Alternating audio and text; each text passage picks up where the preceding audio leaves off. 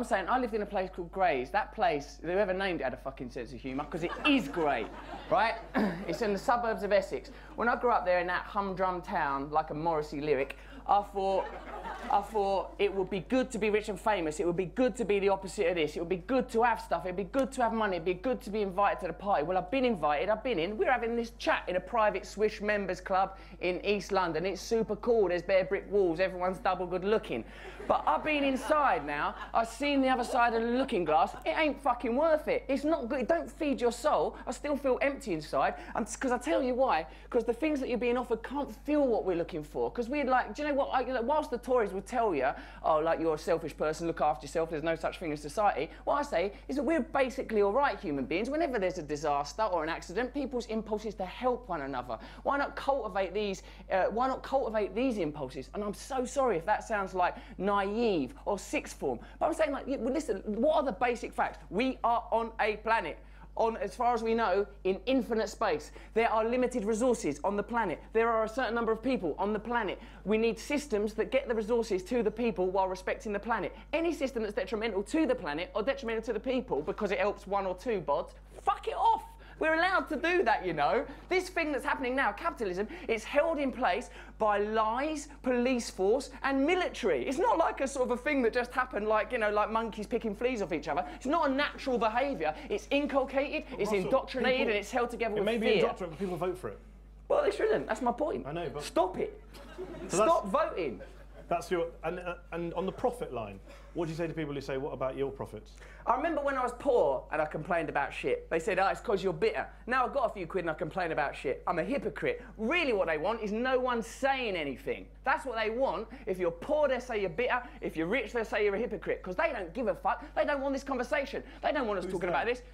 People in power, privileged positions. So like they want you to be talking about Justin Bieber. They want you to be talking about twerking. They don't want you talking about fracking. They want you talking about twerking. They want to get on with their job. Shut your fucking mouths and watch this shit, you fucking morons. And I know, because I've been part of the charade.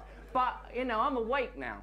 Anything that we're describing through science, we're describing through the prism of the 5 limited senses. Our eyes can only see between infrared light and ultraviolet light. There's light bouncing around everywhere. Our ears can only hear a tiny decibel range, can't hear the noise of a dog whistle, can't hear any high-pitched frequency sounds. Isn't it likely, then, that there are other vibrations, frequencies, energies, consciousness moving through the universe? Like Einstein himself said, when asked if he was religious, well, I believe there are forces in this universe that I will never understand, and I hold these forces in great reverence, and to that degree I am religious. Now you could take that as being an atheistic statement, but for me that's like an acceptance that as human beings we are mere temporary custodians of this beautiful planet, and we should behave accordingly with regard and with love. It ain't complicated. Why do you think so many people... Why do you think so many people don't take the planetary crisis seriously? There's a lot of climate change deniers around. Lots of people going out there saying, it's all a myth, it's an exaggeration, it's a left-wing plot, the planet's fine, there's no warming. Because if we start taking that seriously, the planet, it bonds us all together as one, and it means that elites cannot advance, and it affects their economic interests. It's an economic issue. They need to be able to continue doing their jobs, which are about the exploitation of the planet's resources. And if all of us start thinking in terms of, hold on a minute, we're all just on this little bloody planet. What happened? Like that mad Carl Sagan thing, or that astronaut geezer, I can't remember which one, he was like not one of the ones you'd remember. He was about 7th to the moon. By then everyone's like, oh right, we can go to the moon now, fuck it, who cares? Hey, I'm in the moon, yeah, seen it. Like, but he said, he goes, when you see the Earth from space, you think, oh my God, everything that's ever happened there. Everything, every war, Adolf Hitler, Jesus, everything, all the people you've ever loved, all the people you've ever lost, all the times you felt embarrassed in your little tummy, all the time you felt, oh no, she doesn't love me and I love her. All those little feelings on that planet, Shakespeare, Milton, all on that planet there. He said, when you look down at that beautiful planet and realise, oh my God, in spite of what we think, we are literally connected. We're literally made of the same things. Carbon-based life forms breathe in the air in harmony with the planet. He says, you look at that thing, it makes you want to grab a fucking politician by the throat, drag them up to space, and they go, look, you fucking idiots. But like, well, could you sustain the anger for that journey? Actually, I've come to quite like you since we've been floating in the pod. Right, I'm going to get myself worked up again. Tell me some of your beliefs. Well, I think I should have all of... Right, you fucking... There's that... Get out of this spaceship! I wish we bought a monkey. All right, mate. Yeah, I'll go... I go, like, I have been to a lot of them things. I'm not saying that I'm talking from outside the system. I ain't floating around in some bubble of enlightenment. I ain't saying I'm different from you or better than you or nothing. I'm saying the opposite. I'm saying I'm the same as you. That I'm subject to failings and flaws. I've done terrible things in my life. I'm scum. I'm a scumbag, dirty drug addict. I've done nasty, nasty things in my life. Nasty things that I'm ashamed of and I've got to live with. And pretty high up on that list is going to fucking parties by Philip Green. Yeah, I don't know what Philip fucking Green looks like, but I tell you what, mate, if I ever got to one of them parties again, I will ask him, because I woke up, I've been asleep, like all of us, I've been asleep. Because I've been distracted. It's not. I talk about revolution. I'm talking about revolution of consciousness. I'm talking about building upon the shoulders of great men. And I'm not suggesting that I'm anything like these men. That's for you lot to suggest after the interview.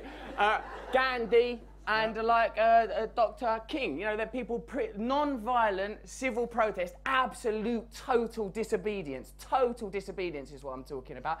You say that voting is a tacit act of compliance. Yeah. In a system that doesn't represent the majority. Exactly. And unlike Paxman, I can see where you're coming from. I didn't vote in 2005 because I was deeply disillusioned by the Iraq War, and both candidates in my constituency supporters of the war, I didn't vote. So I understand where you're coming from. But in every occasion, can you really say, that, nicely done, now I can't drink any bloody water? Only if you think I've got some labial disorder, Mehdi.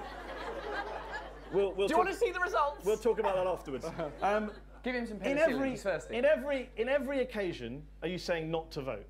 On every occasion. At the next election, if you're a disabled person who's worried about losing your benefits being cut by this coalition, wouldn't you want to vote against the coalition government to get rid of it and get a government in? I'm saying if you're a disabled person, demand that you are properly represented. Because then no one's doing anything. No one's doing anything. Who's standing up and saying, like, yeah, that's got to stop? I'm saying we deserve better representation. Not every 4 years. But they're not all the same, though, Russell. They're not all the same, but who gives a shit? Because they're not different enough. They're not doing enough. I ain't prepared to turn up and vote like an obedient little prisoner just so like, oh, they went a little bit left, they went a little bit right, do the okey cokey. It's not good enough. We deserve better. We are creatures on a planet. We are mammals. Look at the faces of the people that we're being asked to vote for as leaders. Look at them. Look at them, feel it in your hearts. That ain't who's meant to be leading us. Like that brilliant Russian writer who spent most of his days in the old gulag as a consequence of this kind of belief system said, he was called Solzhenitsyn.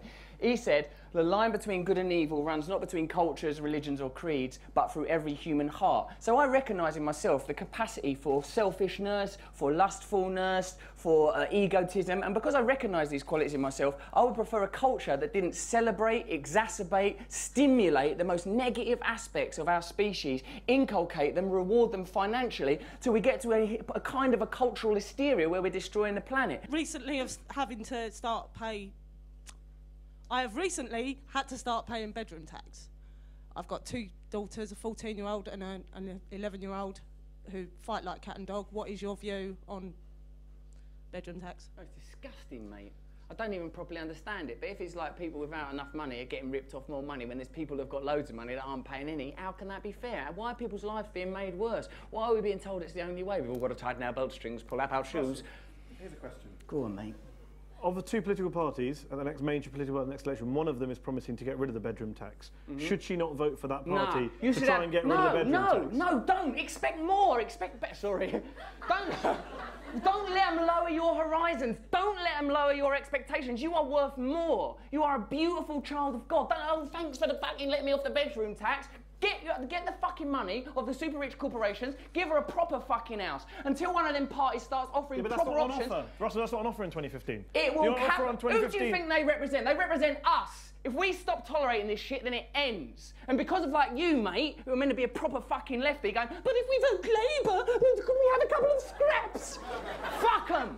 Atheism. For me, look, God is not something that's about thinking you're better than someone or a reason to have a war with someone. It's that within us, beneath and beyond our identity as human beings, driven by fear and desire, defined by the realm of the senses and the material self, which is transitory, there is a divine self that is connected to all living things, that is part of an infinite source of creativity. You could probably describe that using quantum physics or science if you want. I choose to believe in God because I think what that is the recognition that there is divine beauty in all of us, and if we prioritise that over our own selfish material needs, then we will naturally create a culture more in harmony with our planet, and we'll have a chance. But there's certain people, like me, about 10% of the population, have what I think is an illness, or at least a condition, where you can't take drugs or drink safely. So those people shouldn't. I believe those people should remain abstinent one day at a time. Now, there are ways of doing that. There are abstinence-based sort of societies where we can help one another. But you're not a fan of the whole criminalisation of everything? That's ridiculous. What's the point? If people aren't well, I mean, there's no point making people criminals because they're not very well. If you've ever met a drug addict or been around them, you'll know two things. One, they're fucking annoying.